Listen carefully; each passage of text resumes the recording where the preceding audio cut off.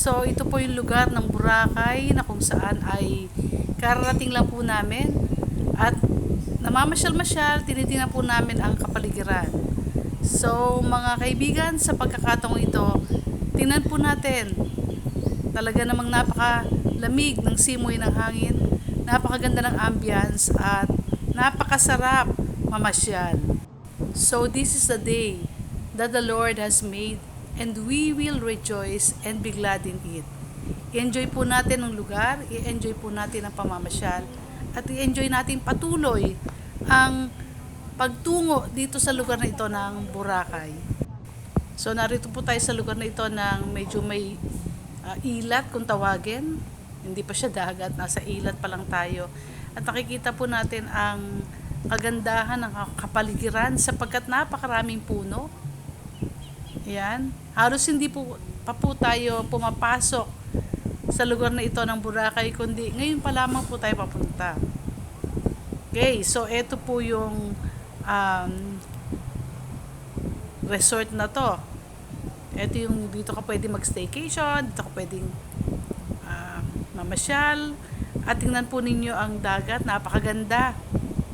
Ang buhangin, kulay puti.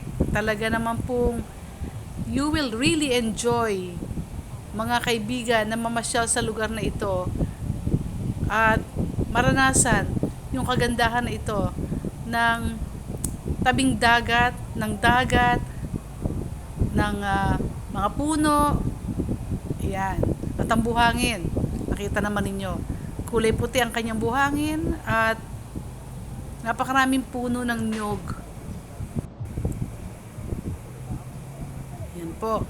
So, yung dating namin dito, medyo marami ng tao. Ito ang aming ginawa. Sumakay kami dito sa lancha na ito. Ito lang naman paano tawagin itong lugar nito, pero napakasarap talaga. Ayan, ang tulit. Actually, hindi siya lancha. Siya yung sinasakyan para mag-ikot-ikot ka dito sa lugar na ito ng Boracay, dito sa dagat na ito. Ayan. So, nakita ninyo. Okay. So, speedboat. Tawag nga pala dito. At medyo matulin-tulin siya. Grabe ang sarap. Napakasarap po sumakay dito. Napakasarap ikutin ang lugar na ito. At alam niyo po ba, mga kaibigan, na pumasok sa aking isipan na may mga lugar na ganito maganda na ibinigay ang Diyos sa atin. God is really good. At tunay nga na atin pong namnamin. Habang kayo po nanonood, namnamin ninyo yung ganda ng lugar. At makita natin kung gaano kasaya, gaano kaganda, at gaanong kalinis ang lugar na ito ng Boracay.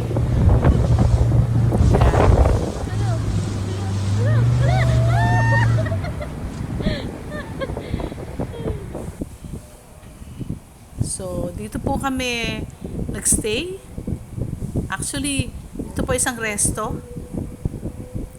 Masarap pong kumain dito.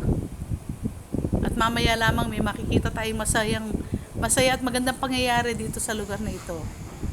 Ayan, pinakikita ko lamang po sa inyo kung gaano kaganda at gaano ka very relaxing ang lugar na ito. So, ito isang resto. Dito kayo pwedeng kumain kung kayo ipapasyal dito sa lugar na ito. Yan. Ito, ang pinakamasayang parte na nakita ko dito sa lugar na ito. Ang fire dancing. Ayan, nakita po ninyo. Ang huhusay po nila. Talaga grabing ganda yung napanood ko dito. Ayan. So, hindi sila natatakot sa apoy. So, it is one of a kind adventure na aking naranasan sa aking buhay, ang pumunta rito sa lugar na ito ng Boracay at manood nitong fire dancing na ito. Yan, tingnan po ninyo. Wow, grabe. Talagang hindi sila sumasablay eh. Sabi mo, hindi sila napapasok. Ang huhusay po nila, mga kaibigan. Ayan, ngayon lang po talaga ako nakapanood ng ganitong uri ng palabas, ganitong uri ng pagsayaw. Wow, grabe.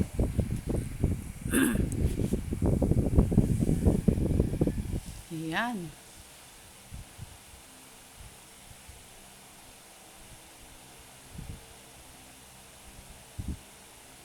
Ang mga gumagawa lang nito ay pawang mga professional lamang, kaya wag nating gagayahin. Kahit na tayo matanda na, hindi ibig sabihin kaya natin gawin ito. Professional yung mga yan. Siguro naman, practice sa araw-araw ang ginagawa nila at talaga namang more on training. Dahil hindi po basta-basta at hindi biro ang mag-fire dancing. Okay. No, look at that. Okay, so napakasarap sayawin itong fire dancing, no? Or fire dance. Pero kahit tayo po ay may edad na, hindi natin to dapat gawin kasi pawang mga professional lamang ang nakakagawa nito. Mahirap na, baka pag sumayaw ka nito ay mapaso ka. Di ba, napakahusay. Alam niyo, enjoy na enjoy po akong manood nitong palabas na ito. At talaga naman pong napakasaya at napakasarap mamasyal, napakasarap panuurin yung mga bagay na nakita ko dito sa lugar na ito.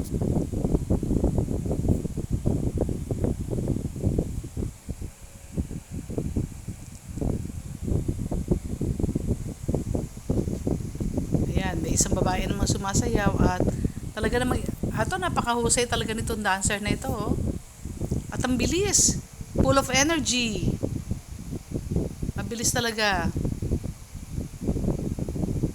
Mahirap pong gawin yan, mga kaibigan. Kahit nga sabihin pang walang fire, kahit sabihin pang meron lang bola ang inyong hawak-hawak tapos isasayaw mo, ipakapalagay ko. Lagi lang tumatama sa katawan natin o sa mukha natin yung mga bola na yon. Lalo na kung fire, di ba?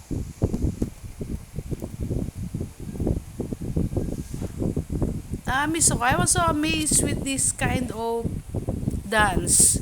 Since this is my first time na nakapanood po nito, ako ay medyo napapatulala sa akin pong nakikita sa sobrang ganda at sa sobrang saya ng gabing ito na pinuntahan po namin dito sa lugar na ito na Boracay.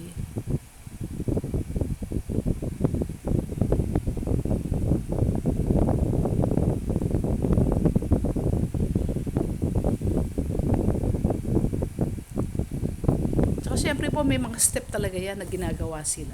Hindi basta sayaw, hindi basta galaw lang ng galaw ng kamay, kundi meron siyang choreography or talagang ayan, kita mo, lakas ng ano niya, oh. Lakas ng apoy, yun ang gagamitin nila sa bandang likuran nila. Kaya pag pumupunta po tayo sa ganitong lugar, mga kaibigan, i-enjoy lang natin. Anyway, thank you for watching, mga kaibigan. God bless everyone.